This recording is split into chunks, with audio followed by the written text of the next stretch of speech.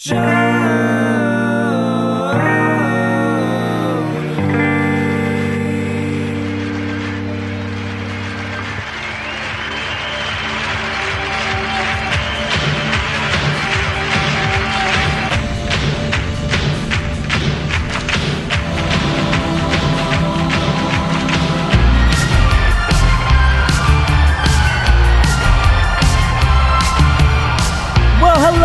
everybody. Welcome to another installment of Show to Be with Mike G, the show of life, the show of Chicano art, the show of Cheech and Chong Mezcal, South Congress Hotel. This is a really interesting and exciting moment for me. I get to share an interview with the legendary Mr. Cheech Marin talking about mezcal. The fine gentleman at Pioneer Spirits Distribution set this chat up for me, and to think that a regular, normal white dude from Austin, Texas would be sitting down having mezcal with Cheech and talking about his life is really an amazing experience and something I won't soon forget.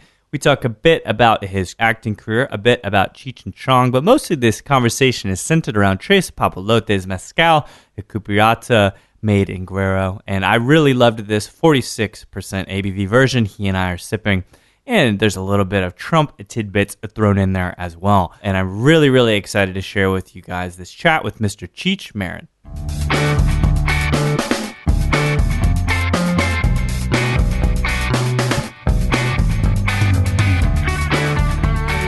Casual social drinker. Yeah. You know, more when I was in college and in a fraternity because that's all you did. But I drink socially or with meals. Or Yeah. I drink everything, but nothing to excess. I mean, and the same goes for smoking too. I mean, Yeah. it's like, although I've been smoking a lot lately. Yeah. It just feels like a good season for it. I have access. You would dread living in Austin then. Yeah, There's access, but there's not access. Yeah. So it's not legal in Texas. No, it's not. We're still backwoods in a lot of ways. You know, that's the thing about Texas. It's like extreme hippies and extreme rednecks. Yeah. If you put us in the same room together, it's not so pretty. Yeah, well, it's okay. I mean, I could live in Texas easily. You said you come to San Antonio quite a I bit. just all the time. That's the city I've visited most in the world. I'm over 50 times over the years. Is it the people, the art, the food? It's all above. Yeah. You know, we broke big out of Cheech and Chong broke big out of KTSA in San Antonio, Sunny Melendres, yeah. and so it was like, psh. And so they sent us there all the time, and we've had a love affair with the fandom of the country or the city ever since. And then it was San Antonio was this other center of Chicano art. Yeah. When Chicano art first emerged, so I came here a lot for art and got to know everybody and the people. So I just keep coming back, and they keep getting invited back. That's what I like. You know. Well, they like you. You leave the room and like, we want that guy to come back. Yeah, we got to send him for free. There's this quote that I learned from someone named Steve Olson, who's an amazing guy, really a frontier in the mezcal field. And he said, it's not that I found mezcal found me. That must be what it is. Yeah, it's something about it. So when you think about you're drinking kind of casually, were you a wine guy, a whiskey guy? Whatever they put in front of me. Whatever tastes good. Yeah. It's whatever. I mean, now before I discovered mezcal, I still drink bourbon. I like bourbon a lot. Me too. I'm right there with you. Something wonderfully romantic about it, sultry. You know, I like it's just kind of writerly. Yeah. You find you do your best work. Yeah, I don't understand how writers traditionally have been drinkers. Yeah, because I can't write when I drink. No, it's hard to keep the pencil on the page. It's like I can write when I smoke. Yeah, puts you in a more concentrating mood, I think. When you smoke. Maybe. Yeah. So, like setting your eyes on a woman across the room for the first time, what was your first experience like with mezcal? How quick can I get this into her? Or her into me. Yes, exactly. We need to lubricate the situation.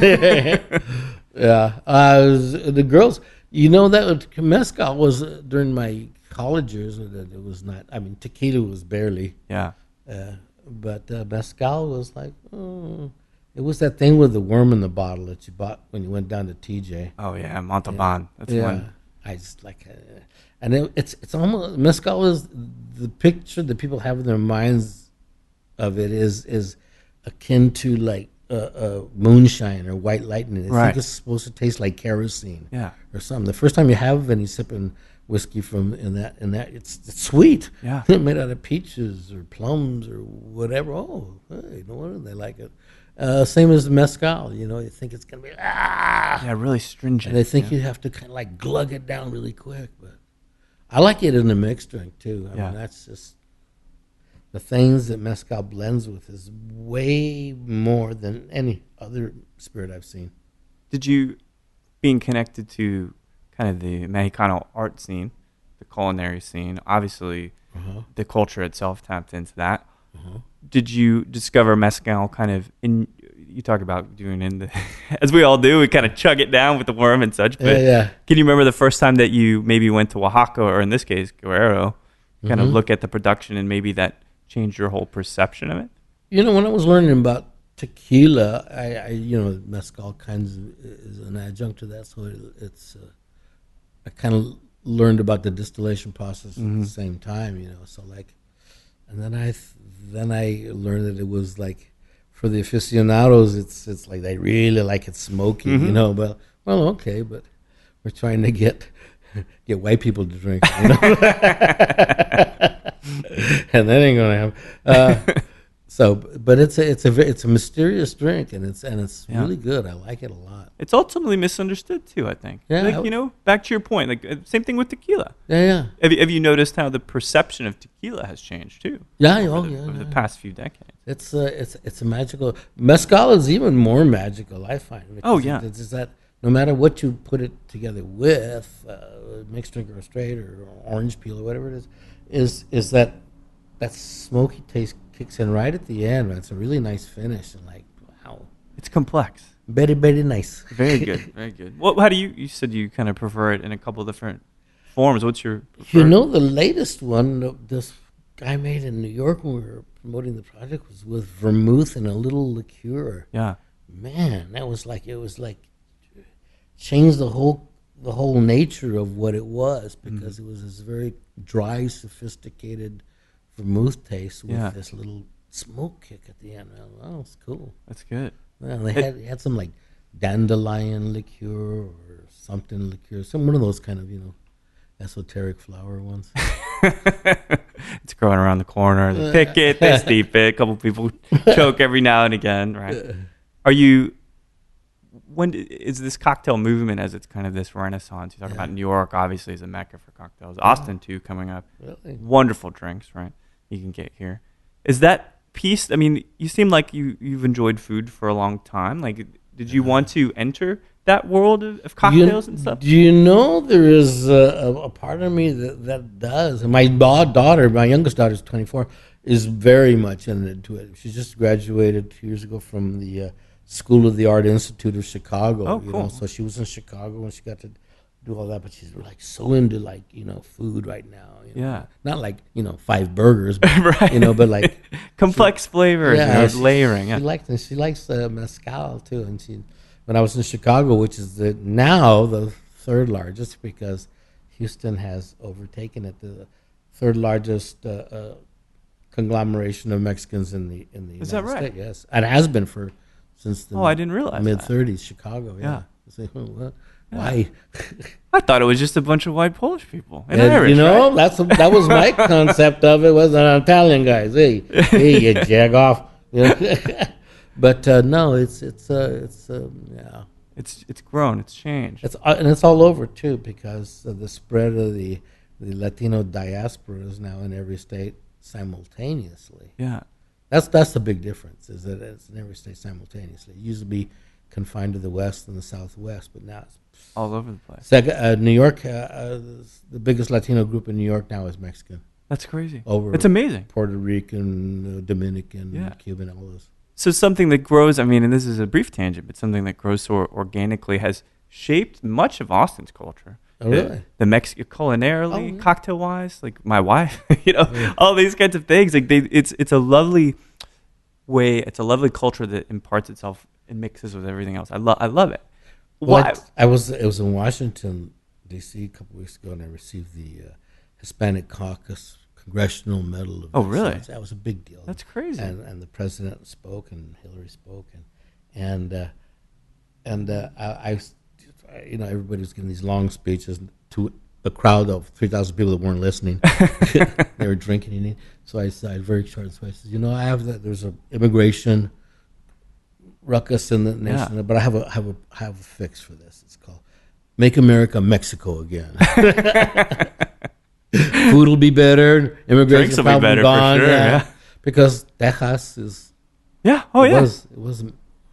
We share the same with the same terrain. It's Yeah. the same plain, and the Chihuahuan plain, which is interesting. How did it go over? Did everybody still not paying attention? This and is drinking? northern Chihuahua, Holmes. Yeah. It is absolutely. is. Yeah. But I love Texas. I've come here since I can remember. Yeah. I was a little kid. And it's a home for you. Yeah.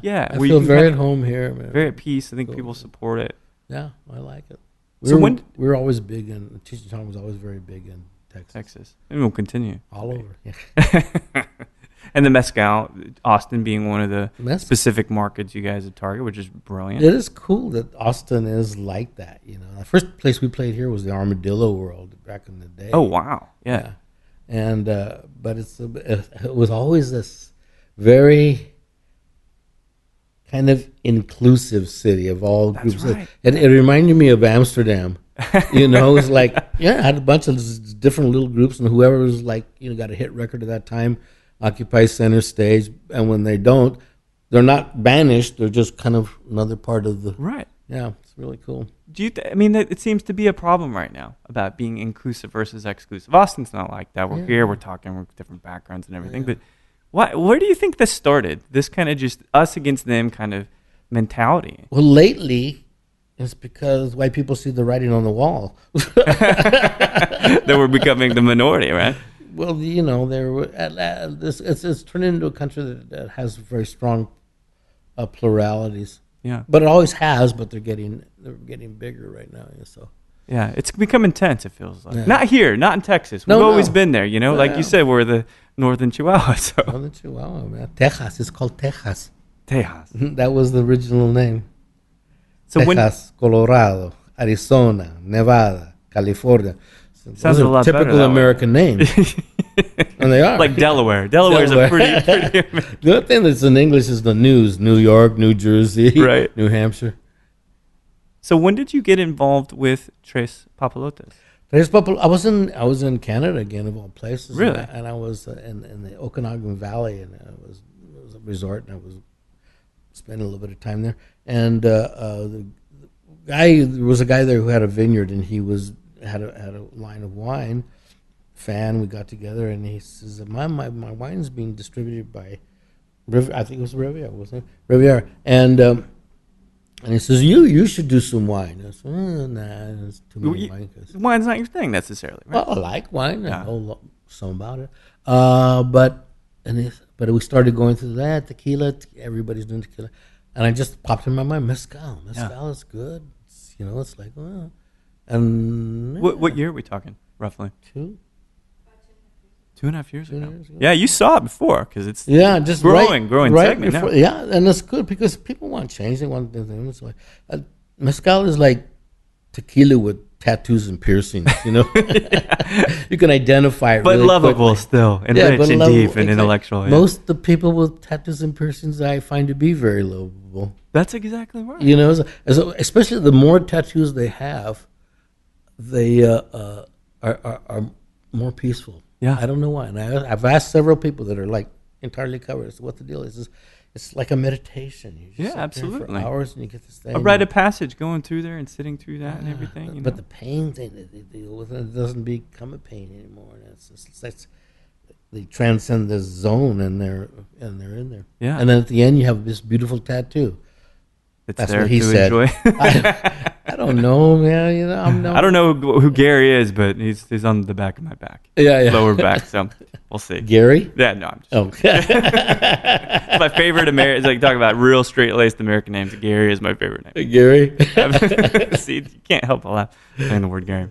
But 2.5 years ago, you make this kind of. He's like, all right, mezcal makes sense. Yeah. And where do you go from there? So I have a distillery, and I've been in this industry and stuff, so I know it's not easy. Yeah. So where do you go? At least people know you, right? But well, I went to the Riviera, Ed Kahn, who was the head of Riviera Imports, and I was introduced to him by this other guy, and he came over. We started talking, and he said mezcal. He didn't know anything about mezcal either. I mean, oh, really? Basically, so but he's very diligent in his search for knowledge. And he started investigating the field, and so I think what he did is he kind of got that same feeling, he saw that it was bubbling under. Cultural, very rich cultural history. Yeah, it has all those things. Yeah. So, and then we came up with this package, this bottle, which is just outstanding. It's one of the statues I have part of the Chicano art collection by these two brothers named the De La Torre brothers, and they're really good. So we put, that looked really good on the bottle. Where are they from in Mexico? They're from Guadalajara originally, but they live in San Diego, Ensenada. They go back and forth there. But they're very worldwide. They're in Prague right now. Oh, really? I mean, yeah, they're very big internationally. Denmark? Wow. They're in Denmark?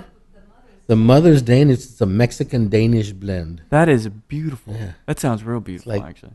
Danish with chorizo on it. A crawler with some nice salty notes, right?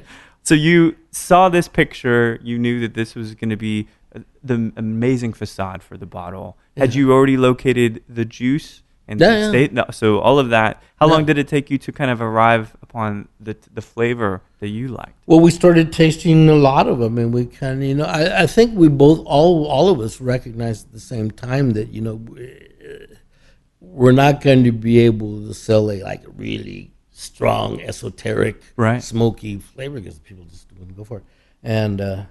And so we kind of looked for that one that had all the characteristics of mezcal, but in a slightly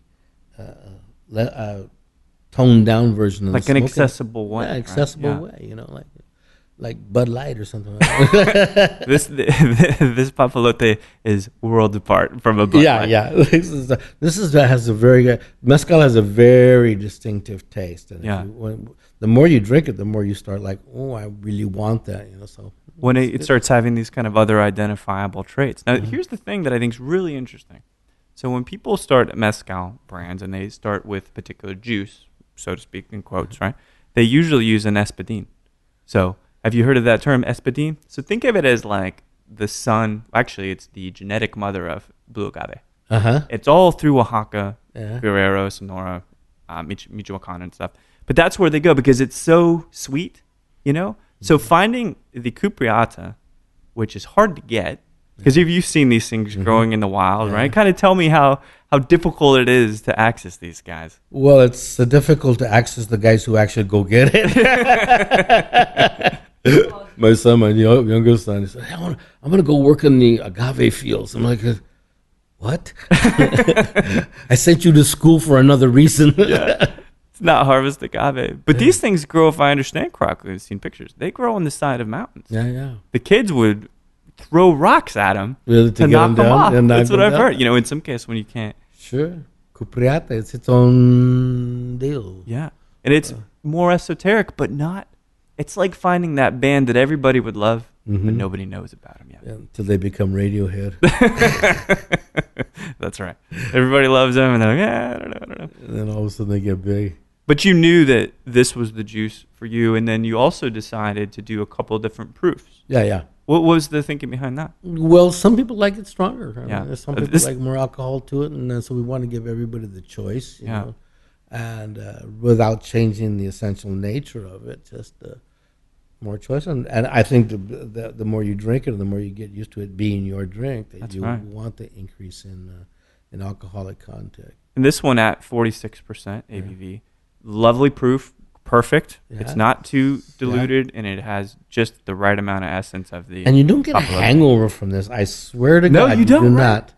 What? I mean, every liquor claims that. Sure. But no, truly, you don't. So. Yeah. So when you go and now you have this brand, about how long did it take before you had that first bottle in your hand?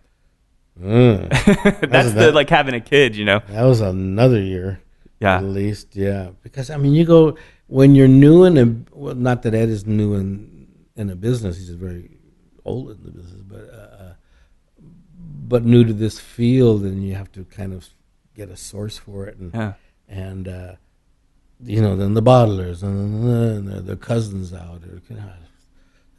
You know, you go through all that shit. And so once you have a reliable source of doing all the things that you knew, then you can go fast. Yeah. You know, then you can go really fast. So I mean, it's a pretty interesting We're thing. nice. We're trying to pick up the fast quotient right now. Yeah. Do you like, there is that Rockstar element of this where you get to travel around. You get to drink mezcales with people. How do you like I've always done that. Well, one that bears your name. Yeah, you know, that you've got equity in, basically. I love that part. You know, that's the part. I mean, just like I've always traveled ever since I was young, and so. But doing this for a mezcal is cool. You know, getting ready to do it for a memoir I have coming out in March. Oh, really? Yeah. So. You got a title on that? Cheech is not my real name. It's not. But don't call me Chong. And I imagine you dive even more into some depth about the mezcal and your life on the road and all of that. Well, yes. Certain parts of it. Yeah. Some sordid tales, perhaps. Well, no. No. It's clean, There's G-rated. too many people still living. There's always statute of limitations in California, though. That's true. How's people's response been when you go and you kind of sip the mezcal with them? They love it everywhere. I didn't know what it was like. You know, I kind of it's like it's tequila. Yeah, no, it's kind of like it's a tequila's cousin. You know. Yeah. But you know what? Once they start it doesn't stop, does it? Oh well, this is. You know, I had the same experience when I started promoting Chicano art. Yeah. They didn't think they liked it, having never seen it. Yeah. And so my mantra became, you can't love or hate Chicano art unless you see it. Yeah. And then, I didn't think it was going to be like this. That's always the reaction. I didn't think it was going to be like this. I thought it was going to be like kerosene. Well, I don't know too many people that drink kerosene. At least outside of South Carolina. Yeah, exactly. No. You know what they did? The Greeks, Uzo. Uzo, yeah. Yeah. Was it Uzo or the Turks? They, during World War II, when the Nazis were taking over all their stuff, they started pouring Retsina. That's what they started pouring kerosene and Retsina, and then everybody started liking it. Oh, interesting. Yeah, and so now Retsina is one of the ingredients is kerosene. That's crazy. I had no idea. People, no, but it's brilliant. People like Trump too, so you know. I don't get that either. There's no accounting for anything. Do you think when he went to Mexico, and I thought about this, it was one of the things that I was hoping that the president would make him do when he went to Mexico, sip mezcals with him? I don't think he did. He probably didn't, did he? Nah. Didn't pay homage to it. He got on his jet and flew back. I mean, I would add more respect for him if he got a picture of a donkey cart, you know, and him on top of it with a donkey painted like a zebra. Now, all right. That's good. At least he's making an attempt. Out the road, yeah. The biggest one that Trump has, him in front of his taco bowl. Seen that one? Oh, yeah. With thumbs up, right? With that Trump Tower makes the best taco bowl. I do not know one Mexican who's ever eaten a taco bowl. Yeah, it's highly, highly unlikely. Yeah. Well, so you've got some more dates left on this tour as you kind of spread the word about Trés Papalotes, and so you've got a 40%, I think is the more accessible version for some people. The tequila transitioner, if you will, right? Bring them really close. It's a soft landing. It's a soft landing in the Utah Salt Flats. If you like tequila, you're going to love this even more. It's actually more flavorful. Oh, absolutely. Than tequila. It has a sweeter taste. Yeah. And it blends really well, and life is good. It's good. It's good. The only problem is getting it to the people. It is. It's hard. Yeah. And the plan is to obviously expand, go into some other markets. Obviously, you've got some great representation here in Texas with Pioneer, Darren Aaron, here. Great personalities in the game. Really, they're very different from the other distributors. They're great dudes. Yeah, you know, they're fun to hang out with. They're very transparent. They like the juice. They told me about it. Yeah, you know, it's been incredible. But the one, you know, so as this growth kind of naturally progresses, what you want, you get a business, you want to grow. The last question I've got for you is, much like how tequila has really jeopardized some of its standards because it got so big, do you ever worry that mezcal, that what you're doing, socializing mezcal, will work and people will rally behind it, buy more of it than ever. But then we might be looking at a shortage or a different kind of level of quality. I'll be dead by then, so you know. That's fair. ¿Qué le hace? No, I don't think. It's relative. The elements are relatively rare in comparison to tequila. Yeah. So it kind of exists on that level. I mean, it takes time to change people's drinking habits if they even have them. If they have them, right? Yeah, so it's like, hey, this is nice. It's getting people inured to the taste of the drink. I mean, getting them off. Really, the block. It's not kerosene.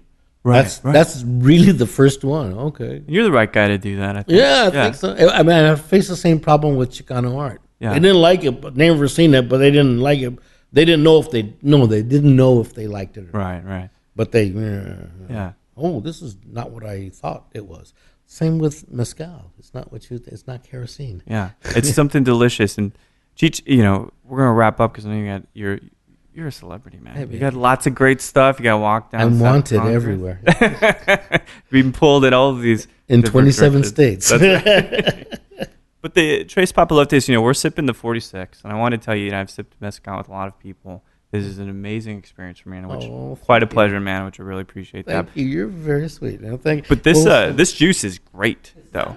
Yeah, you did a great job selecting this guy. Yeah, because this is going to bring people in, and like you said, not too muddy, not too musky, and definitely not too smoky. It is just it has a brightness to it. It really does. Brightness, sweetness to it. Thank you so much, Cheech, for chatting, and I hope you enjoy the rest of your stay in Austin. Oh, I'm certain that I will. And we'll keep an eye out for the memoir as well. We'll want to find out. We're all waiting in anticipation to find out what your real name is. What's my real? You'll have to buy the book to find out. Love it. Thank you so much, Cheech. Gracias.